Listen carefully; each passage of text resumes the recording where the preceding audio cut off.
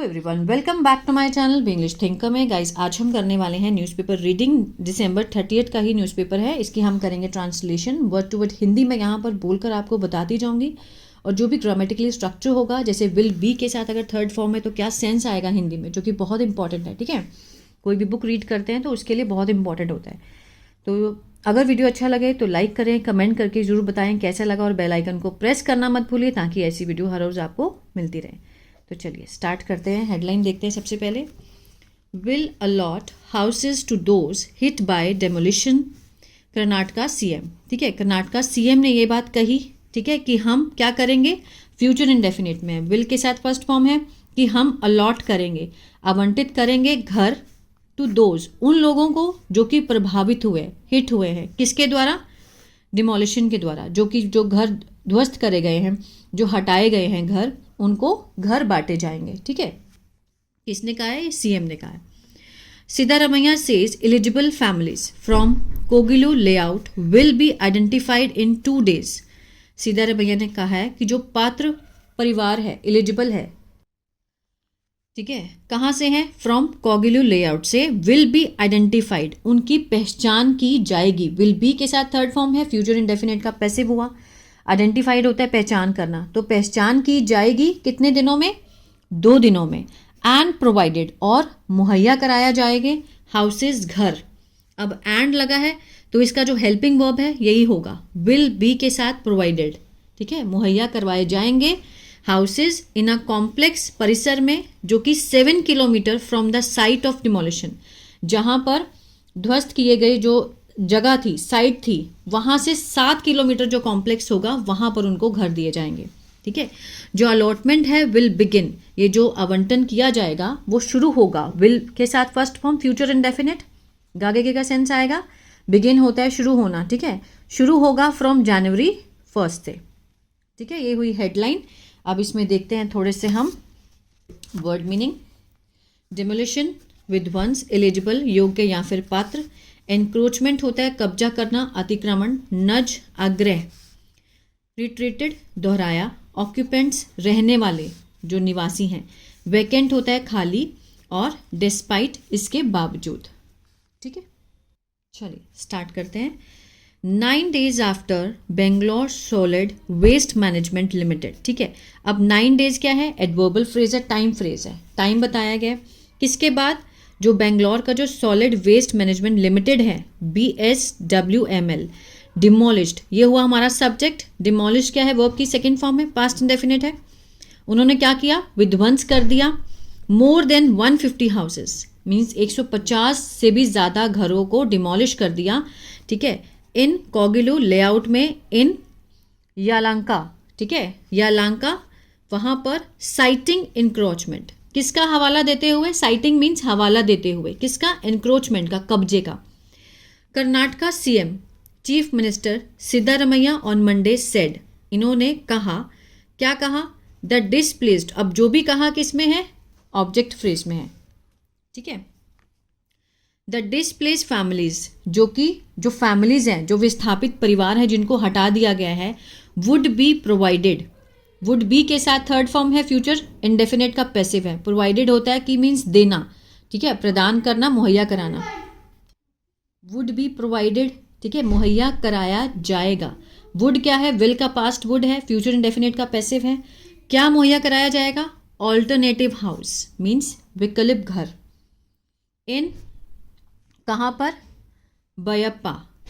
ठीक है, बयप्पा नाहाली में, about 7 kilometre from demolition site, means जो डिमोलिशन साइट है जहाँ पर विध्वंस किए गए थे घर, वहाँ से 7 किलोमीटर की दूरी पर। क्लियर है?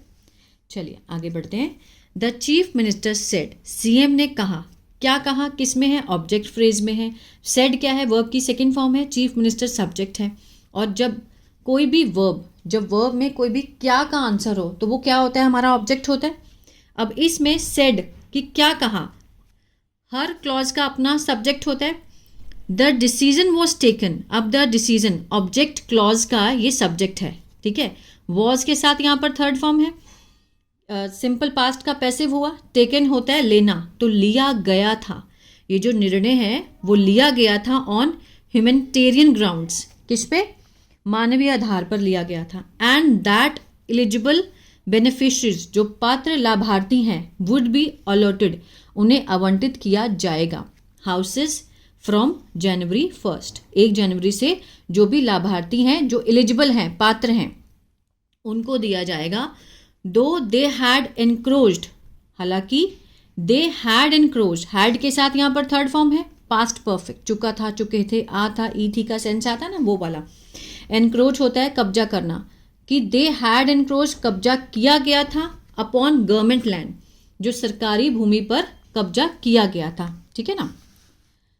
चलिए, द स्विफ्ट मूव, ये जो बहुत त्वरित जो कदम उठाया गया, केम लिया, आया, आफ्टर किसके बाद, अ नज मीन्स आग्रह के बाद, फ्रॉम कहाँ से, AICC जनरल सेक्रेटरी ऑर्गेनाइजेशन से, KCC वेणुगोपाल। अब वेणुगोपाल जो भी हैं उनके बारे में एक्स्ट्रा इन्फॉर्मेशन है, हु लगाकर दिखाया है, रिलेटिव क्लॉज है, ये रिलेटिव प्रोनाउन भी कहते हैं, क्लॉज है।